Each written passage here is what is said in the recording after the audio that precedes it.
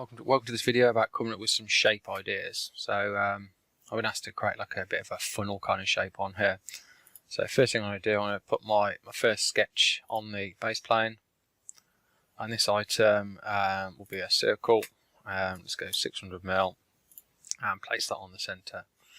If we're not getting relationship colours and dimensions, look at some of my previous videos that will show us how we can set that up, so that always appears on there. Next, I actually want to create like an angled face for this to be on the top. So we've got a few different ways of doing this. The shape that I want is actually an ellipse. So what I'm actually going to do, I'm actually going to go and put that ellipse in here, just so it makes everything a little bit easier to manage. So if I choose my ellipse by centre point, choose my one option and then my second option, if we use distance between, that will allow us to go and dimension the ellipse up, so we can then go and change it easily afterwards. So if I go and specify those 2 points and those 2 points, that's going to give me an ellipse that I can easily go and control on there. Next, I want to create a sketch on the right hand plane, and this is going to be the angle looking at the side that I want. So I want that to be an angle from there. I like everything to be fully constrained, so I'm going to do a horizontal vertical. Smart dimension user A key to go and specify the angle on there. And then I'm going to give that a length as well. So let's just go 1200. Doesn't really matter on there. And if we're not sure on the degree of freedom, we can go and test that just by dragging the line, so we can find out what that last relationship needs to be on there. So once we've got that sketch there, pause that if you need a bit longer. And then I'm going to choose surfacing tab, and I'm going to extrude this. So I'm going to extrude that surface, choose select from sketch as the option, extrude that, symmetric. Let's just go 1500 on there, just in case we do go and change that size and make sure this plane is a little bit bigger. Now what I'm going to do, I'm going to go and project this sketch up onto this surface. We've got a couple of different options, so I want to make sure I choose a long vector. So we're going to project that surface, right click to accept, choose that surface, accept, and then we need a direction step, and that's going to go and push that onto that surface. If I use my view cube and look on there, you can see it's pushed it directly up onto that surface, matching the sketch underneath on there.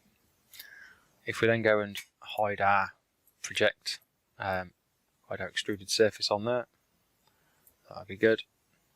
What it's also sometimes nice to do is in this initial sketch, we can go and move this element to a hidden layer. So if we click on that element, go to our layers on there, I'm going to create auto hide layer,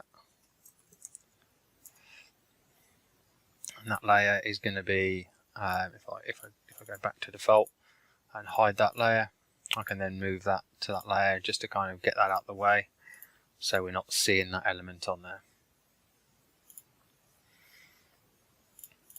Okay, so now we've got our kind of shape. So we've got a couple of different ways we can go and create this shape. We can do it in surfacing, or we can do it in here. But the one thing that we're first going to have a look at is just have a look at the loft command, see if we can get the shape that we want just using the loft command on there.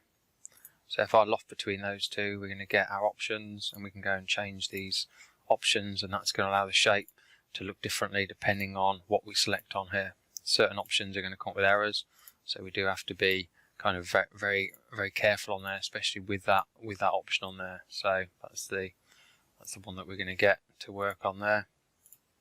Again, if I do that, and we can pull this magnitude to get the kind of shape that we want, and that's going to kind of just naturally get the shape that we want. But sometimes you'll find that we don't actually want that just to be controlled via those magnitude sliders. Sometimes we want it controlled via key point curves. So if I choose a key point curve command and select the point on there, ideally, so I can fully control this, I want to select maybe 3 other key points on there.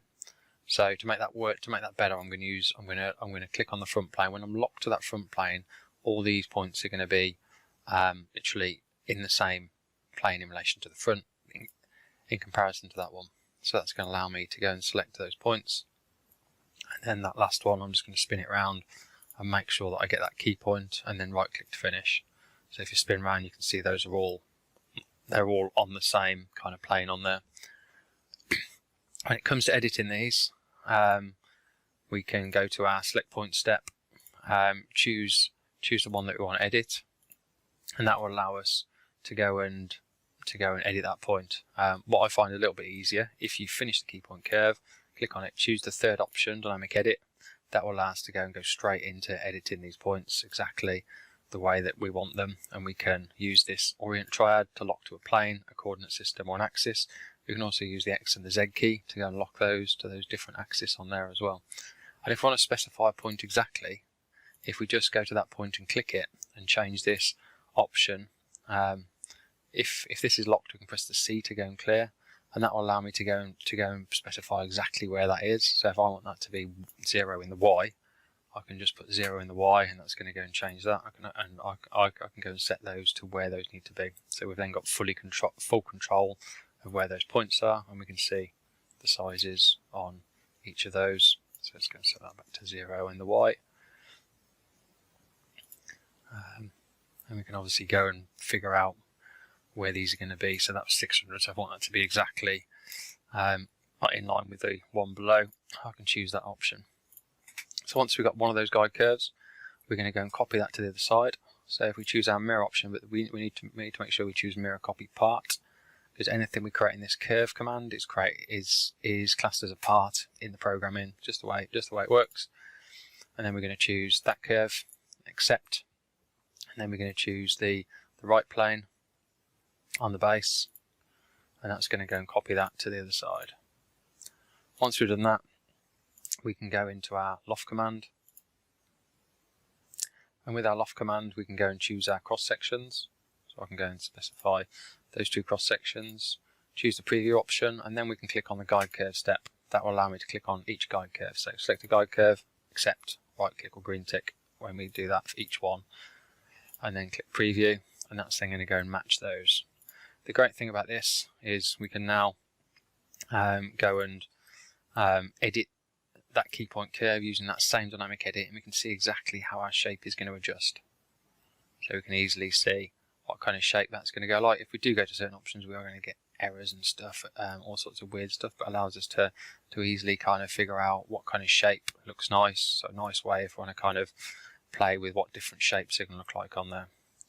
And obviously if we do go and make any changes to any of these, so we had that sketch on there, I can go in there and go, actually this item needs to be 900. Chances are our key point curve might not 100% work, so we might have to go to this point. It might come up with an error and we have to go back here and go and drag one of these down because it's gone into the wrong kind of places. But that will give us quite a nice little way of playing with some nice fun organic style shapes. Okay, hopefully that's been useful. Thank you very much.